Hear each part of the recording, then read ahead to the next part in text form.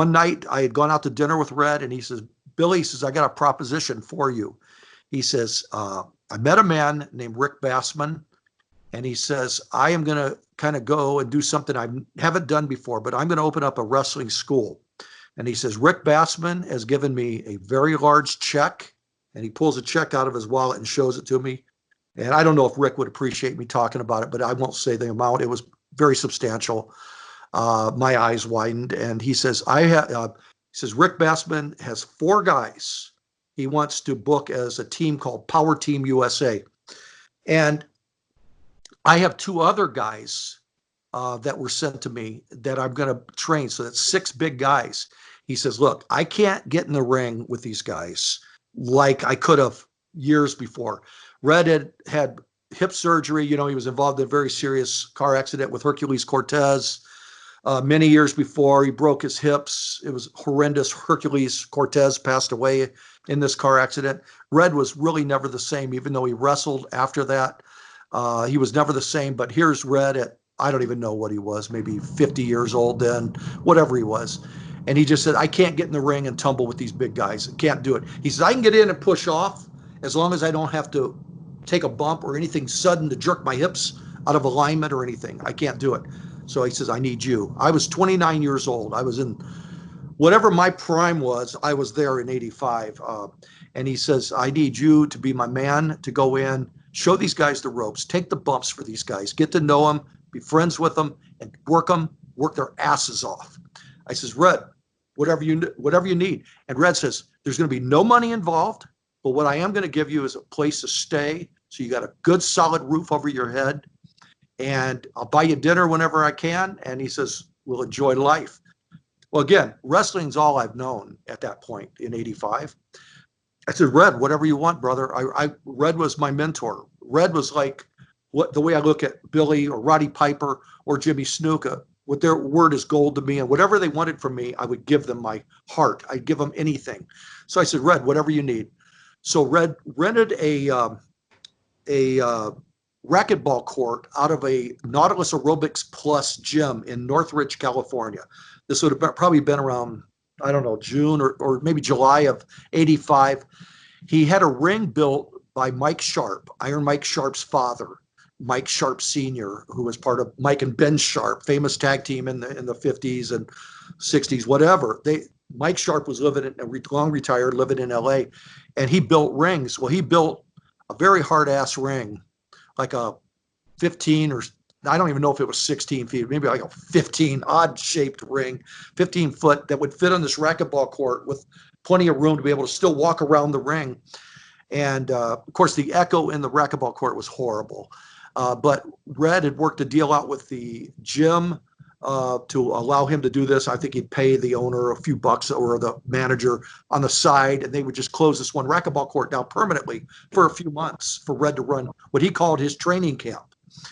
So I go into the camp, and I meet Jim Hellwig, Steve Borden, Mark Miller, Garland Donahoe, Dave Sheldon, and Steve DeSalvo. And I'm looking at these guys, and I'm the smallest amongst them all. I was 225 pounds probably. I was at my thinnest. I still hadn't recovered from my diet of working for Mike LaBelle when I was starving to death. Because those days, I was actually living in my car at some points. That's how rough things got working for Mike. No disrespect to Mike, because he was doing all he could for me, but that's just the way it was. The houses were down, no money, and I was without a place to stay. So I've lived hard, and I understand that. So Red was giving me this good opportunity, and so we worked with these guys, and I know what your questions are, because I saw some of the fans asking about, was Warrior hard to work with? Was all this other? I can tell you the deal with that was Red was setting up this camp to train these guys, like a 3-month camp to run 6 days a week, anywhere from 4 to 6 hours a day. Very intense. It was no pansy, like 2 hours, hook up, drop down, take them down, throw them around. It wasn't anything. It was like body slams, suplexes. It was very intense. I was the guinea pig. I learned after training these guys, and after I abused my body for a couple months, that I'll never again do this and allow 6 guys, especially Dave Sheldon, who was 6'7". I'll never allow these kind of guys to throw me around. So they got the feel of going up light, and they got the feel of what a pro would feel like on the receiving end. I let them do things to themselves and let them feel like what a stiff guy is going to feel like, and understand that aspect of it, because I was giving them too much. I was giving them my body. So yeah, I went over like Ray Stevens would go over on with somebody. You know, I was taking bumps. I look like $1 million to them. It's like, wow, this is easy. Well, I had to change things around to make them understand it's not going to be like that. It's going to be tough guys in the ring, big, thick guys. They're all big guys. So Warrior was not tough to deal with in those days. Jim Hellwig. Obviously, we didn't call him Sting and Warrior in those days. Jim was not tough to deal with. He was a very, very, very friendly, gracious guy, willing to learn anything and everything pushed toward him. Rick Bassman provided a house for those 4 guys, for Garland Donahoe, Mark Miller, who you don't hear much about ever again, and Jim and Steve. Those 4 were staying in a house.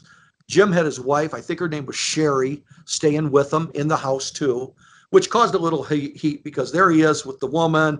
The other guys don't have anybody. They're all in this house. And so Jim was a little more content at night, where the other guys were getting a little antsy.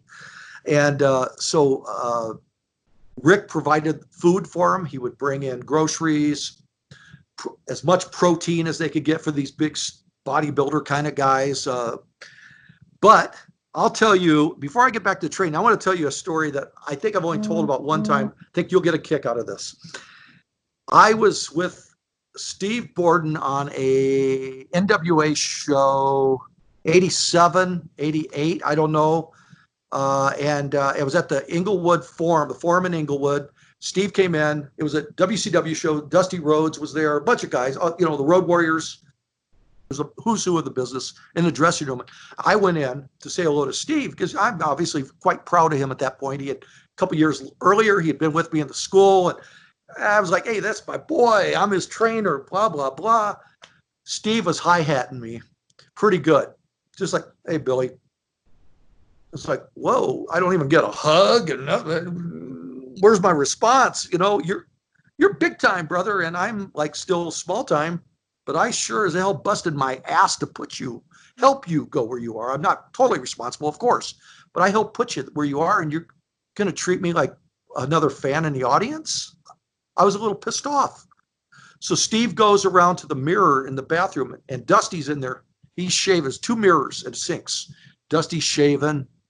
Steve's over there. And I brought up something that happened to him in 85, and I embarrassed the shit out of him. And I'll tell you the story. I went by, and this is a story I told Steve to remind him. I was at their house during our training. It was only about 2 miles from where we had the school, and I lived a couple miles further on with Red. So on some of my nights off, or a night off from training or whatever, I would stop by the house, hang out with the guys, the 4 guys. We were all friends, you know. I'd hang out and watch TV, shoot the crap with them.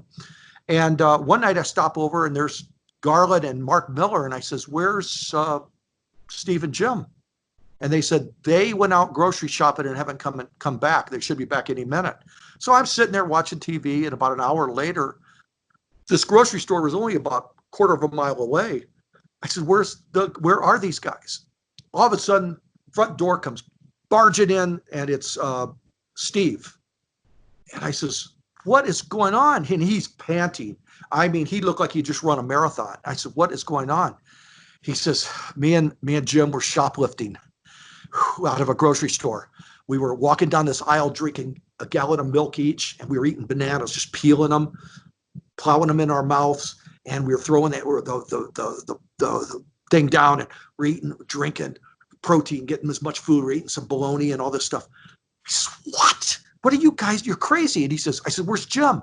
He says, I don't know. He says, the cops are after him. He says, cop cars were chasing us down streets with lights and everything, and shining it on these alleys where we were hiding. I said, you guys are insane.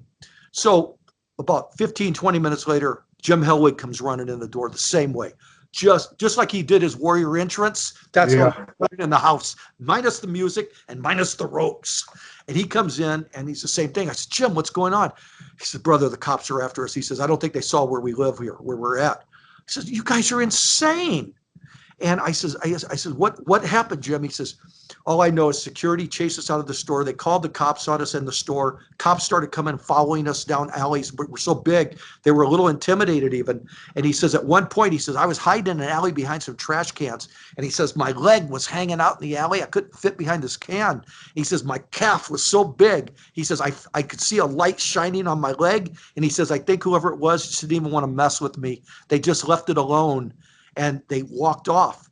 So anyway, the story is that's their story of trying to survive in LA. They were just green guys, just trying to make it.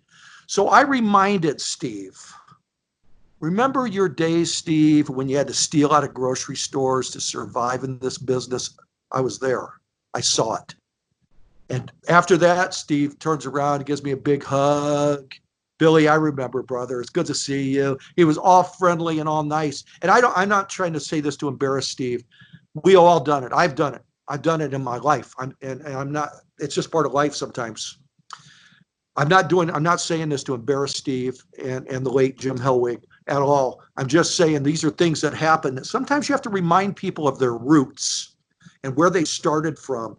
And don't start hi-hatting everybody like you were better and everything else. We've all been there. You're no different. Yeah, you're making $1 million a year, $500,000 a year at the time, whatever it was.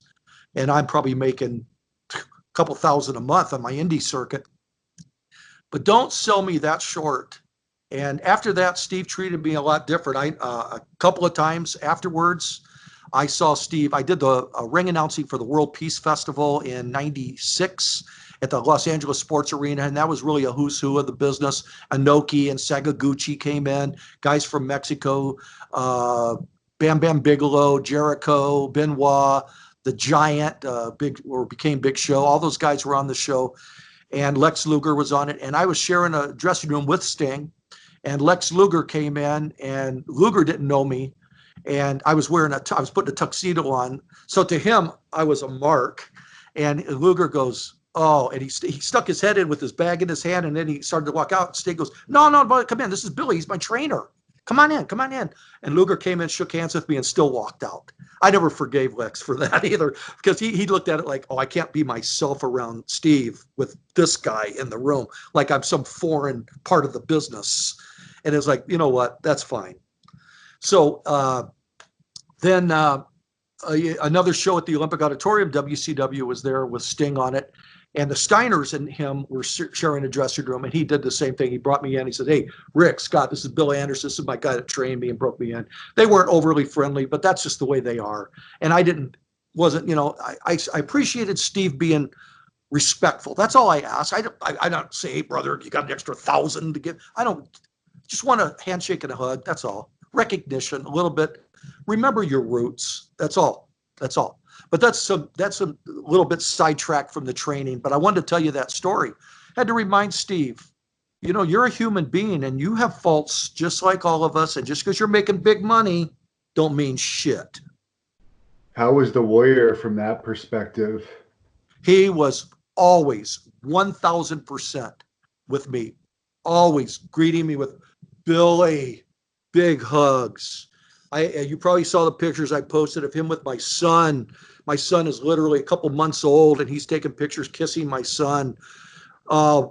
Jim was fantastic. Jim would say when he was champion and working shows, no matter what arena, he'd say, Billy, you have any of your boys from your school here? And I go, yeah, I got a couple guys. They're here as extras or TV tapings or whatever. He says, hey, if you want me to take pictures with them, anything you want, bring them on in. And he'd throw the belt on their shoulder like he did with me, throw the belt on, take pictures, and he'd be nothing but first class. And he'd say, listen to Billy. He'll steer you right. Do whatever Billy tells you, and he's your guy. And always give good words of advice to the boys, my students. Always first class. Never, ever, ever high-headed me and like, I don't have time for this shit. It was always like, Billy, thank you. It's nice to see you again. Always. There was a story in Bret Hart's book that I found a little hard to believe, that the Warrior supposedly kayfabed a a Make-A-Wish kid, knowing the Warrior, could you imagine him refusing to see a Make-A-Wish kid? I honestly can't. I mean, I don't know. I've never heard that story, but I can tell you of all things with Jim and kids and that sort of thing, I can't believe it would happen. I mean, if it did, it did, but I certainly find it very, very, very hard to believe. I saw Jim just like I saw Hulk Hogan, and for that part, for that much, for that respect, even Andre the Giant, that really never turned down autographs with people, no matter how inconvenient it was. God knows, we've all been there, carrying your bag, you're tired, you've even left the ring after you juiced, and you're all bloody, and fans are still sticking stuff out for you to sign, and you feel guilty, but at the same time, you got business to do, but you still try you were more of a heel probably. I was a baby face a lot, but I always felt obligated. Even at the very least, I'd say, "Can you wait till I get done in the locker room and clean up?" I would always do that, but I would always sign autographs and everything. I always felt obligated, but I find it hard to believe Jim would do that. Honestly, it's not Yeah, the style. me too. There's a few other things in that book that's a little questionable. I just wanted a few fans always bring that up, so I just wanted your opinion on it. Was there any point in their training where you thought that they might actually give up and not finish the training? No, but I can tell you something I've never told on an interview here, and I'll get to it. But I can tell you that it's without a doubt, and I'd be a fool to say it otherwise. Obviously, Steve Borden had the most athletic ability of these six guys. You could see the spring in his feet. Eventually when he would do that big jump into the corner and all. Oh, I saw all that, but I'm from another era. I never envisioned Rick Bassman's portrayal of four guys going into a territory as a team. We're lucky to have had at that time the trios of the Road Warriors with Paul Ellering, or trios of the Freebirds. Those were rare to have three guys in a territory like come in for main events. Promoters couldn't afford it. It was just business. So to have four guys as a vision, I personally didn't see it. And I admire Rick. He was a visionary. Rick was trying to do something different, obviously thinking outside the box for the business. And I appreciate that. At the time, I didn't see it coming, personally. And I don't know if Red did or not. Red had dollar signs. Red was business. Red was all business. And but where I'm going with this story is because I saw somebody asked, how did they become the Blade Runners and all this stuff? If you want me to tell that part of the story, I could kind of lead to that. Sure. Okay. So what ended up happening after about 3 months, maybe even a little less than 3 months, I get a phone call. I was at Reds. I get a phone call from Jim Hellwig, and he says, "Hey, Billy," he says, "can you meet me and Steve down at Gold's Gym in Venice, like today, or it was tomorrow, whatever it was, 35 years ago." It's hard to remember the exact scenario, but he says, "Can you meet us at Gold's Gym? We want to talk to you." And I says, "Yeah, whatever you want, Jim." So I met them at the time that they specified, and we were outside of Gold's Gym in the parking lot. And Jim says, "We have some ideas that we've run by each other, and we want to talk to you about it. And we want your perspective because you are the only guy that has no money interest in us. And we trust you." I built up a friendship with these guys. They knew me. They knew I wasn't going to bullshit them or anything. He says, "We trust your judgment, and you have no vested interest financially in us, one way or the other, to lead us astray." He says, "But we have some offers and we have some thoughts going on." I says, "Well, tell me what you got going on." He says, "Well, first of all, us two guys don't think Mark and Garland are going to cut it." And I go, as a team, as a four-man team. And I said, "Okay, I'm with you on that." I could see that they were just going through the motions of training. Nice guys, but they did not have that. I don't know how to describe it. It's the it factor, the eye of the tiger, if you want to say that. They didn't have it. Jim and Steve had it. They were vested to go further in this business. So they said, "We want to break off from this four-man concept. Not going to work. We haven't talked to Rick Bassman about this." And sorry, Rick, I mean no disrespect to Rick Bassman, who I know is going to watch this, and I'm very sorry, but this is the way it went down. And he says, but we talked to Red slightly about this, and Red said, I can get you booked up in Calgary for Stu Hart. He says, but here's the deal. He says, if you go up to Calgary, he says, I want to say 15%. I think it was 15% of your next 5 years' earnings. And I can get you booked up for Stu as a team right now. This was like, I believe, September of 85. And he says, we have another idea. He says, Steve and Jim both said, we have taken pictures as a team, and we had pictures that Rick had taken of different members of the team together, twosomes. And we sent pictures to Jerry Lawler in Memphis. So he says, if you were us, what would you do? I said, well, me being an independent kind of guy, don't really like to be told what to do too much. Never signed a contract, which is probably detrimental to my career too.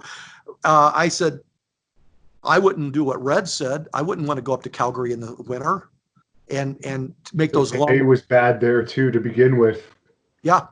And he says, I wouldn't want to go up to the snow country in Calgary in the winter. I think that'd be like hell on earth. And it's no disrespect to Stu and the boys. Everyone knows the dungeon and the respect for the Hart family. That goes without saying in the business. No disrespect to Red or to them. But I said, I had worked in Tennessee in 75, 10 years before. I said, I was Bill Colt down there. I was wrestling 7 days a week, 3 times on Saturdays. We'd work Huntsville TV, Birmingham TV in the afternoon on a Saturday afternoon, and then go to Chattanooga in this Saturday night show. I said, you will get nothing but experience down there. Your pay might be crap, but your experience is what you need. Because any trainer worth his weight in gold knows you can only teach somebody so much in a ring. It's what you learn in front of a paying crowd to get the response that you need. You need fan response, not just our approval. Mine or Red Bastien standing down on the floor. Hey, that looks good. That looks good. It's not the same as when you do it in front of a crowd. I had students freeze up at WWF TV tapings. I had a guy, Vince McMahon. I had this bodybuilder guy freeze up working with Steve Lombardi. He was getting a tryout. Froze. Lombardi ate him up, spit him out, and that was the end of that. But Vince said, I want to see what this guy's got. He froze. He knew how to work. He froze in the ring, and Selland Arena in Fresno, froze in front of like 10,000 fans. Couldn't do shit. Nothing. Froze up. So I know what that's like. I said, this is what you guys need. Steve, Jim, you guys need experience. We've taught you what we can teach. Sure, we could keep going on and on. Taught them drop kicks. They all knew how to drop kick. They all knew how monkey flips. They know how to do all the stuff you never saw Jim Hellwig do. Believe me, to all you naysayers, he knew wrestling holds. He knew them, but he didn't have to do them. He was told, run to the ring. You're a unique gimmick. You're a unique person. Excite the fans. He wasn't about to go out there and do Dynamite Kid type moves or Jannetty and Michaels moves or act like the Rockers or the Midnight Express or the Midnight Rockers or any other team, the Rock and Roll Express. He wasn't going to go out there and act like that. He was a power kind of guy, and that's what Vince wanted out of him, and that's exactly what he delivered. And he busted his ass doing that gimmick. But that is where they got their start. And they went down. They ended up forgetting what Red said, forgetting Rick Bassman. And I don't know if there was a contract involved with Rick and all that. It was none of my business. I didn't understand or deal with that. I was giving them straight, honest advice, wrestler to wrestler, go to Tennessee. And that's exactly what they did. And I guess they became Rock and whatever, Rock in a Hard Place. I don't know what they became down there and became these Blade Runners or something. And for the good and bad of it, they made 1,000 mistakes because I know Jim, I think, ended up going to Bill Watts' territory and he got his ass kicked, I guess, in a dressing room. I heard by somebody. Don't know if it was like, I can't think of who it was. But anyway, they made their mistake. Watts himself had some type of confrontation with Jim. Yeah. And then Sting, no, it was Sting that got his ass kicked by, what's his name? Was it Bob? No, not Bob Roop. Dick Slater. Dick Slater. That's who I pictured his face, couldn't get his name out. Yeah, Dick Slater. Yeah, and I had heard those kind of stories, but that's just part of the business. They were big guys, and sure, they probably went in a little overconfident because they were in probably better shape looking than a lot of the boys in the territory. I mean, uh, when you look at those guys compared to Alma Drill or Chavo Guerrero, for that matter, body wise, not talent wise, of course, but body wise, a promoter was starting to elevate them, which makes jealousies, creates egos, and everything else. So their overconfidence probably led them to a lot of problems. And I understand that. I didn't have those problems because I never had the body. So I never had those kind of ego problems. I looked at the business completely different. Uh, Are per- are you surprised at how fast they became superstars? yes, I never would have thought that. Um, I never envisioned them to go as far as they did ever. It surprised me that within a few years they're both world champions of WCW and WWF. That was shocking. In one way, it's surprising, and in another, it wasn't, because they did have this extra abnormal drive. And Sting had that drive, and Jim did too. Jim had the drive in the gym, which developed that body. And of course, I know steroids are involved, but he had a drive like very few men. He had the drive of a professional bodybuilder. And what kind of drive that takes to diet and sacrifice so much to do this. It's incredible. And they made those sacrifices. And Steve obviously was the better wrestler. But he was in a territory where it was necessary in WCW. That was just the style that he worked out perfect for them, to work with Ric Flair and all the guys he did. I watched a lot of those matches with a lot of pride. And I remember all those workouts we had, and I saw Steve, the spring in his legs. He could have been an outstanding basketball player or any sport for that matter. He's a natural athlete. There was some talk in '93 that Warrior was going to go to WCW and potentially feud with Sting. What do you think about if that would have happened? Would you think that would have been a cool feud, or would they have not meshed well? I kind of tend to think it wouldn't have gone well personally. I just don't think. I think what they did with Warrior in WWF or WWE, I think was the right way to present him, wrestling against like Bobby Heenan and different characters of him just doing power things. I don't think it would have come off the same working with Sting as the same. But I was there in '96, I believe, at the Bash at the Beach in Huntington Beach, California, a WCW show where Jim came in and he was negotiating because he came in. I saw him there and he was negotiating with Eric Bischoff, and he went into Sting's trailer, and they were talking about doing some stuff. And I don't remember whatever happened to that. I was kind of really wrapped up in my wrestling school at the time, all through the '90s and early 2000, 2001. But I don't know whatever materialized from that. But I was just there behind the scenes talking to Gene Okerlund, Nick Bockwinkel, Arn Anderson, and different guys that were friends of mine, and talking to them. And it's where I met Angelo Poffo and was talking to Randy Savage and different guys there. But I know, I think Warrior, his run was perfect for WWF at the time. What they wanted out of him, to be a kid superstar, be a fan of the kids, to look up to this amazing athlete that ran to the ring and all this power and glory and all this stuff. And that was it. He was just the ultimate baby face. Did you ever see them in the actual weightlifting gym? Yes, I saw Jim working out. It was pretty amazing at Gold's Gym. I went down there a couple times because Don Ross, who wrestled as Ripper Savage, was a very good friend of mine, and he had an office at Gold's Gym in Venice. And I don't know, Don Ross. He was a former Mr. America, and back in his day, but he became a writer for Muscle and Fitness and all these different magazines, Iron Man and all this stuff. And I'd go down and visit Don. He was a good guy, and I'd see Sting and Warrior down there training and everything. And it was real intense.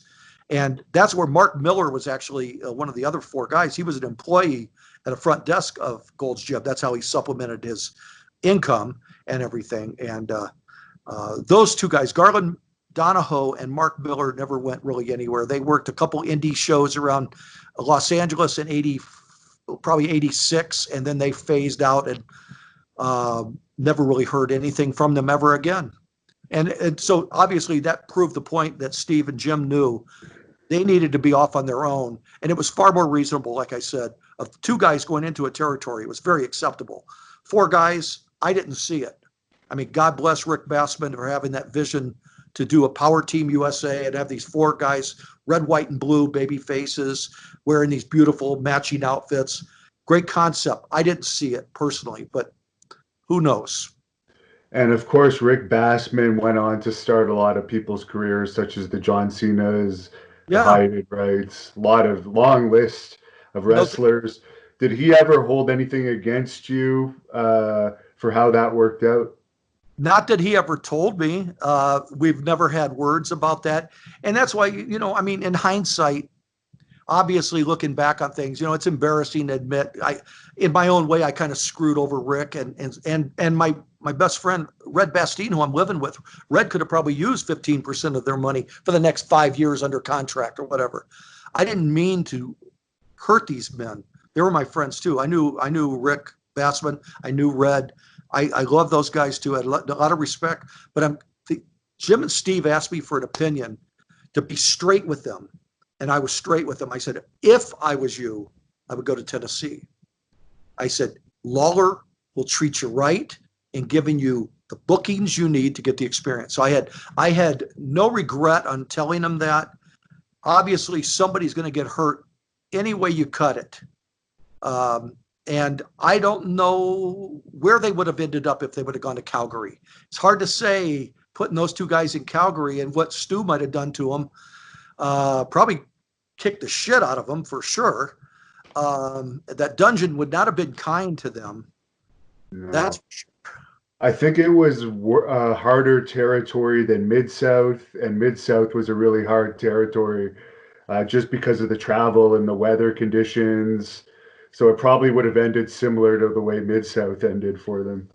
Yeah, that's what I imagine. I just, I had heard stories for 10 years about how brutal the winters are in Canada. So, I mean, my common sense said, stay where it's warmer. I meant that. And plus, not only the weather, I looked at the wrestling part of it. And I was honest with them and told them, you guys will get the experiences, what you need. And also for the percentage that those guys were supposed to pay Red and Rick Bassman, I've actually never heard of any of those trainer percentage deals actually being honored. Sometimes I've heard the wrestlers have given like a payoff. Like I think Ric Flair gave Vern Gagne a flat fee, but I don't think any wrestlers ever given like 15% of their pay for 5 years. Well, I mean, I couldn't imagine it. Now, I'm sure Red maybe could have set something up with Stu because they were friends and maybe made that happen as far as that aspect for a while up there. But once they left there, I don't know, when they booked out of there, I don't know where Red would still be getting this honor of this, receiving this money. It's something I never got involved in training with Spicoli or anybody else that I ever trained. And I know the Ultimate Warrior has been always a great topic to talk about. And I just hope people remember he was in an era that it was a little different than today. I don't know completely how Warrior's gimmick would work today. I don't follow the product so much today, but in the 80s, it worked, in the late 80s. And it was a Road Warrior style. You didn't see the Road Warriors doing too many holds. You didn't see Brody doing too many holds.